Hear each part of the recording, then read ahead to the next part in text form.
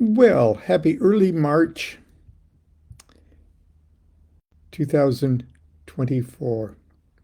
Yesterday was what we call in the United States Super Tuesday, which where there are many election primary elections, 15 states or something like that. And so everybody is either trying to ignore political gymnastics or they're involved in them. Anyway, it was very uh, the results were pretty much as expected. Uh, but anyway, because it's March, and March is in the Thelemic ecclesiastical calendar, if you want to call it that. Uh, the dates leading up to officially from like March 20th or 21st through April 11th is sort of like the high holy days of Thelema because of the events of 1904, which took place in Cairo, Egypt, that eventually led to the reception of the primary holy book of Thelema, the book of the law. And so it was very like all legendary beginnings of religion. There's sort of the fairy tale-ish version uh, of what transpired, and then that there was a more kind of objective reality of what was going on. But we're about ready to enter that phase, and much of it is outlined kind of in detail in Crowley's Equinox of the Gods. Uh, and as the days go by here, I'll probably link us up in our morning talks about what was going on and the possible significance of it to us here today. But I thought it was kind of interesting because it was exactly 120 years ago. 120 years ago. And 120 years sort of rings a bell with, or should ring a bell with those of us who are interested in the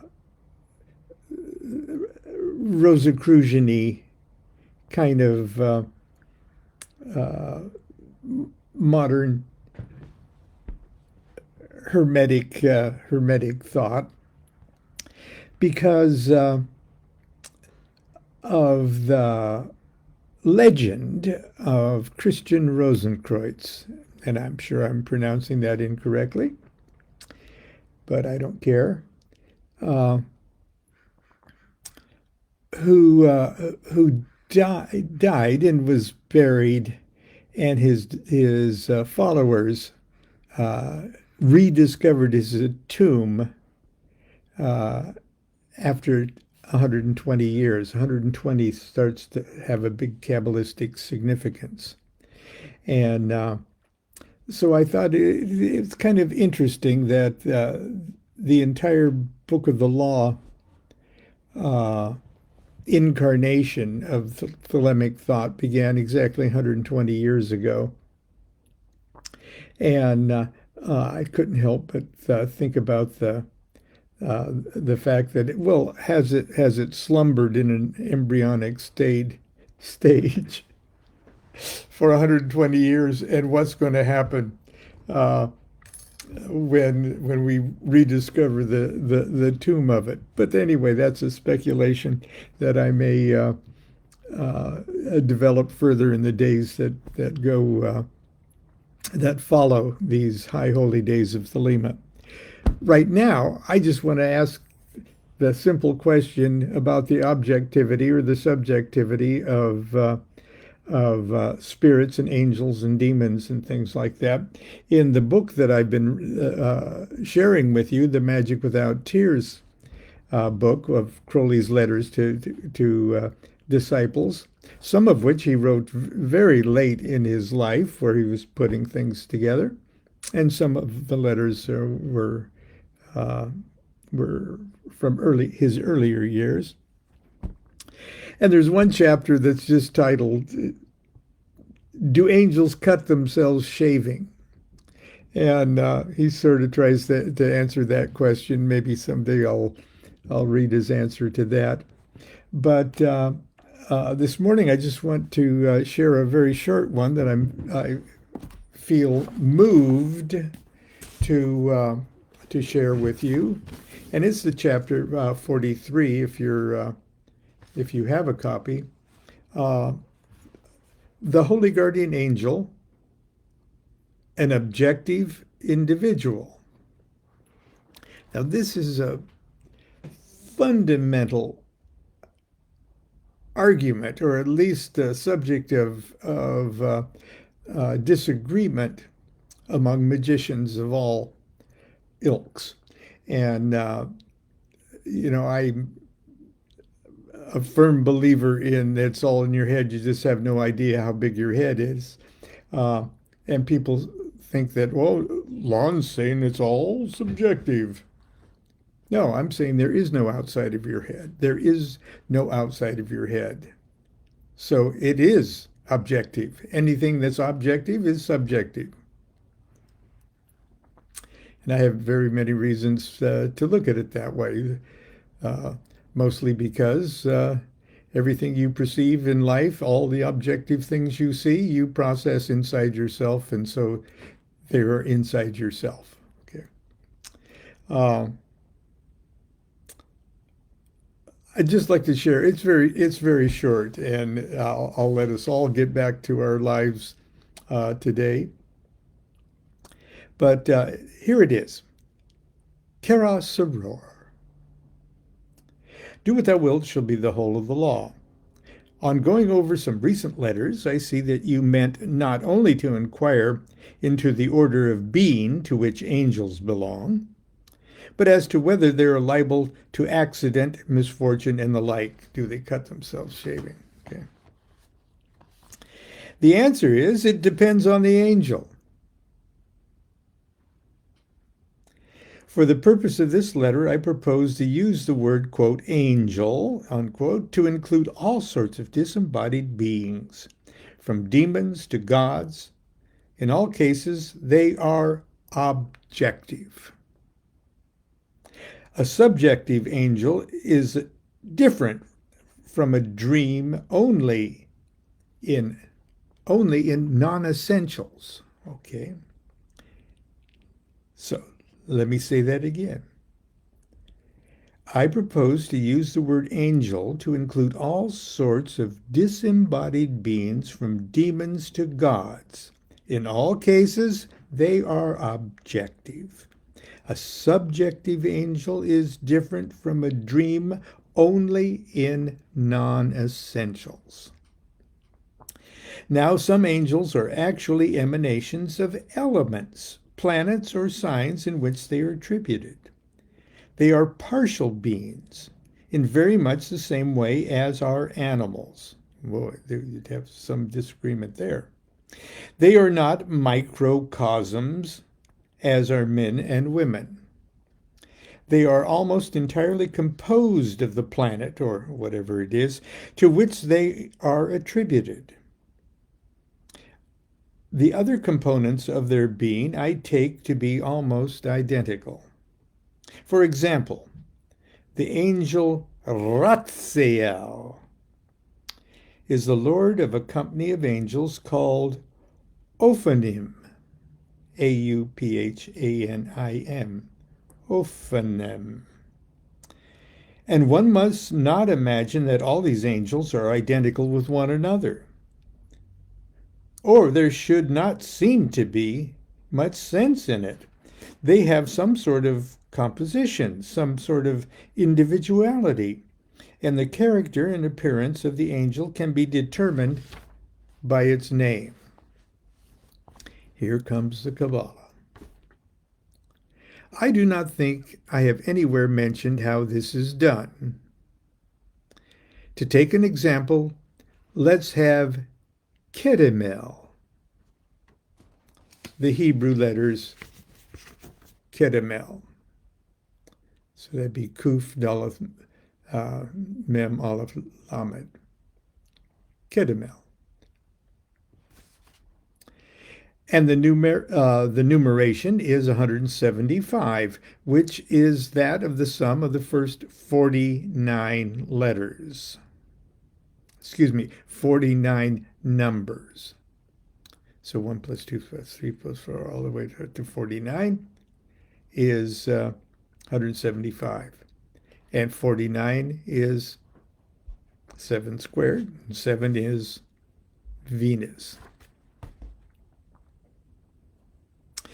We may then expect the head or headdress of the spirit to have some characteristic of the sign Pisces. That's for the Q there, see? Kuf.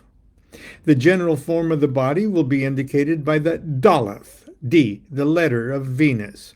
And the lower part, or perhaps the quality, will be determined by the watery Mem, and the termination of Aleph Lamed, A-L, God, is usually taken to indicate appropriate symbols. Okay, the appropriate symbols for that would be Aleph might have a golden aura, and Lamed, which is justice or Libra, a pair of balances.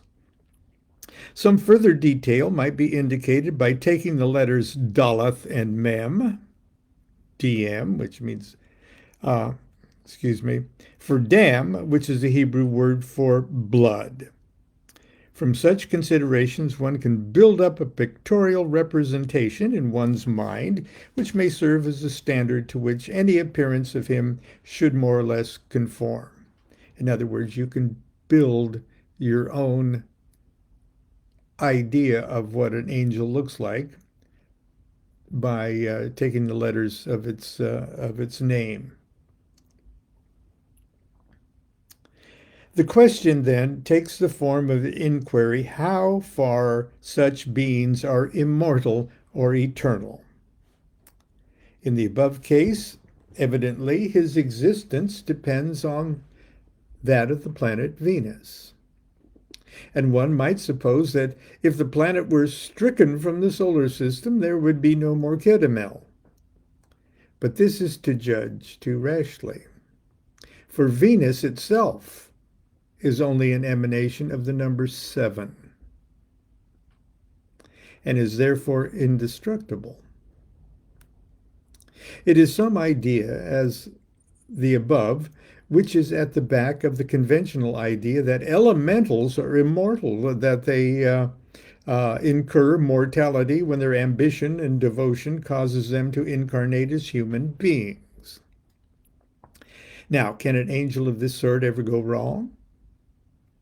By which one must mean, can he ever be untrue to his own nature?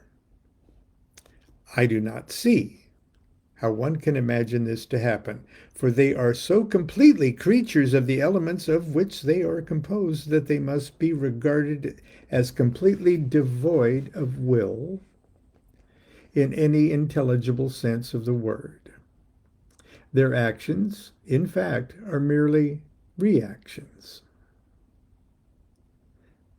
They are, of course, entirely lacking of the supernal triad. How can I do this? I'm drawing a tree of life here. Okay, and then down here I'm drawing a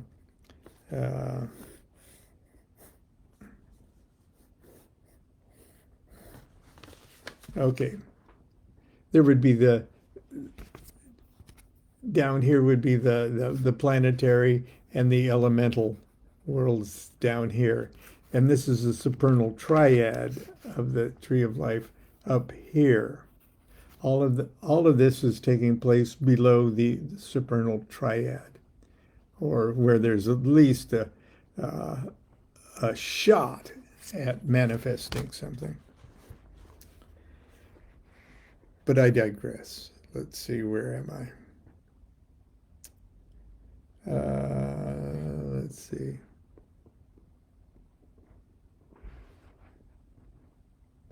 They are entirely lacking the supernal triad.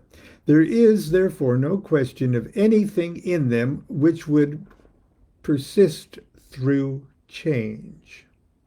Perhaps it'd be better to say that the change does not really affect them.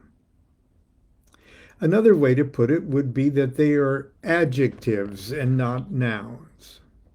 They are merely sensible manifestations of the elements to which they are attributed and to the letters of their name. Now, on the other hand, there is an entirely different type of angel.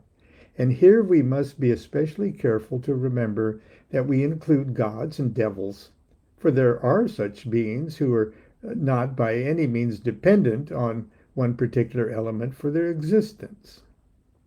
They are microcosms in exactly the same way as men and women are. They are individuals who have picked up the elements of their composition as possibility and convenience dictates, exactly as we do ourselves. I want you to understand that a goddess like Astarte, Astaroth, Katito, Aphrodite, Hathor, Venus are not merely aspects of the planet. They are separate individuals who have been identified with each other and attributed to Venus merely because of the salient feature of their character approximates this ideal. Now then, it's simple to answer the question of their development, their growing old and dying. For being of the same order of nature as we are ourselves, almost anything is true of us is also true of them. I have tended rather to elaborate this theme because the one personally important question which arises in more recent letters for I believe that the Holy Guardian Angel is a being of this order. Now, I might point out earlier, or perhaps even later in Crowley's life, he leads us to believe otherwise. The angel, he is something more than a man, possibly a being who has already passed through the stage of humanity, and his peculiarly intimate relationship with his client, you, is that of friendship, of community, of brotherhood, or fatherhood.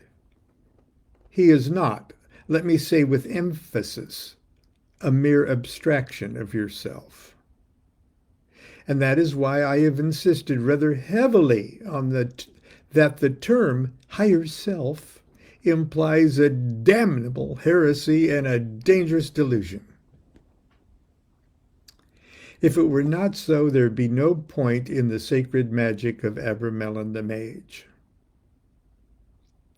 Apart from any theoretical speculation, my samasati, or right mindfulness, and analytical work has never led to so much as a hint of the existence of the guardian angel.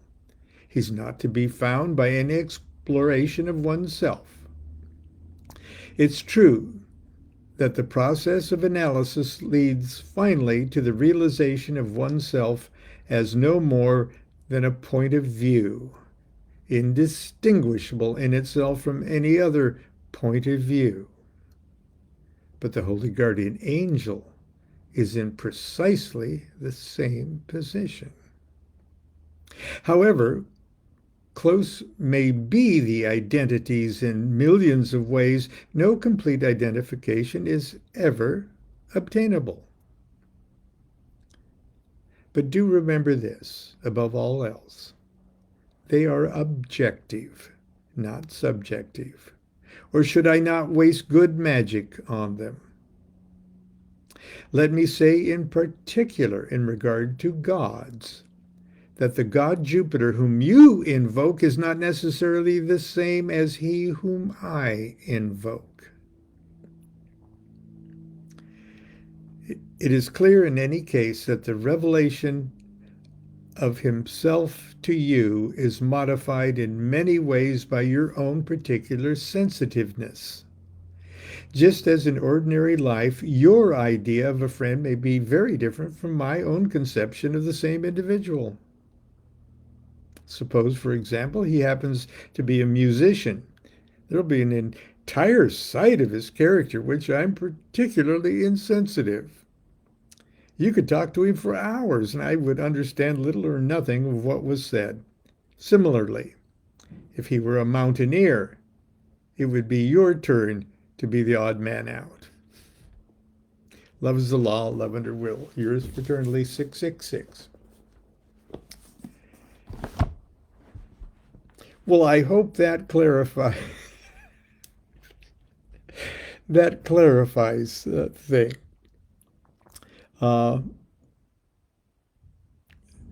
If you have magic without tears, I'm plugging it. I'm not getting a nickel from the sales of this book or the Kindle. It is a priceless Crowley work. It will give you endless hours of something to think about, something to laugh at, something to inspire you. Anyway, until tomorrow, do what thou wilt shall be the whole of the law. Love is the law, love under will.